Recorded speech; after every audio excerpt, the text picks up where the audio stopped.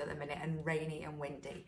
But I wanted to do a video today on imposter syndrome as an artist, and I don't know a single artist out there who doesn't suffer from imposter syndrome, and that is comparing ourselves to other artists or other people out there who seem to have it all together and they're much further ahead or much more talented, and we start to allow that negative voice to creep in. So as I said, I'm sure we all suffer from it at some point, but I would like to share 3 tips that have helped me get over those times. And it happens all the time, and I'm sure it will continue to happen for the rest of my years and perhaps for yours as well. So 3 little tips, techniques, tricks, whatever you want to call them, to help me get through that mindset and into a more positive and healthy mindset. So the first one is, it's so easy, especially with like social media and Instagram, to spend half an hour scrolling and then suddenly think, oh my gosh, why am I even bothering?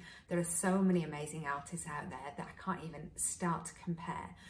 But instead of comparing ourselves against that kind of brilliance and noticing all the bad things about ourselves, what I try and do is notice all the good things. So how far you've come, how different your art is to what it was 12 months ago, everything that you may have learned you know, in the past few months, or things that you may have discovered, happy accidents, that kind of thing. So instead of focusing on what you don't have, or that negativity, that kind of lack, or the things you're unhappy with, focus on congratulating yourself on the things that you have achieved. Because let's face it, when we look at social media, it's always the kind of polished versions of people's lives. It's like the movie trailers, isn't it? Nobody puts on there that they've spent an hour binge watching, or not like a day actually, binge watching Netflix with a pack of Krispy Kreme donuts and not wanting to get out of the pajamas, because everybody just puts on this whole front for Instagram and it all looks nice and happy and shiny.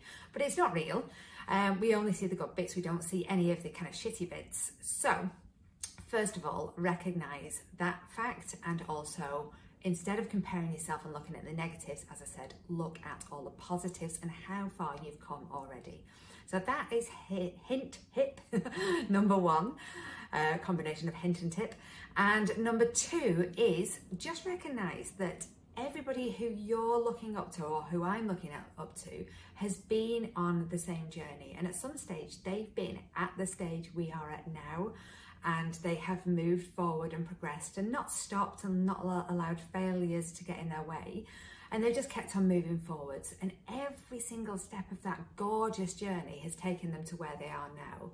So just enjoy the process, enjoy the journey, and recognize that everybody goes through this whole process, this journey. Even the masters, you know, doubted themselves. I know, in fact, I'm not going to digress, which I always do, and go off on another tangent. But yeah, even the big masters doubt themselves, compare themselves, and have the similar imposter syndrome. So that's tip number 2. Recognize that we're all on a certain stage of the journey. There's no rush. It's not a race, and it's just how we want to take it at our own pace.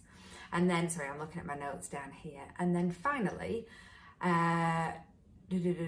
yes. So final point is, because social media is so easy to do that comparison and just look at all the shiny bits of people's lives, then sometimes it's good just to switch it off for a day or a few days. Just immerse yourself in your own creativity and what you feel needs to come out, and just play and have fun rather than doing any kind of comparisons. And also things like getting out for a bit of exercise, going for a walk, not that you would want to go on a walk today, and just taking your mind away from that comparison and that analysis and that perfectionism and having to live up to standards that we are trying to set for ourselves. So take the pressure off, go and have some fun, meet some friends that are really uplifting, maybe do a bit of exercise. But those 3 things really help me. Yeah, so don't look at just the bad things, look at the good things. Yeah, so that's step number 1, and see how far you've already come.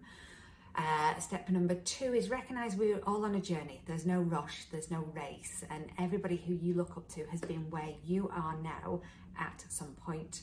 And then number 3 is just get off social media if you need to for a few days, do something else, spend time with positive people, you know, do a bit of exercise, or just get yourself immersed in some creativity, which I'm going to do today, hence being wrapped up in 17,000 layers. So hopefully that helps. The important thing is it happens to everybody.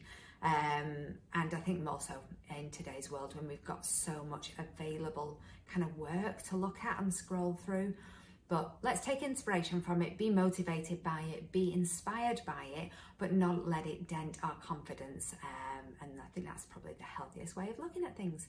So let me know in the comments below if that was useful, or if you have any other ways that you deal with these kind of things. It's always great to learn from other people as well. So, but that's all for now.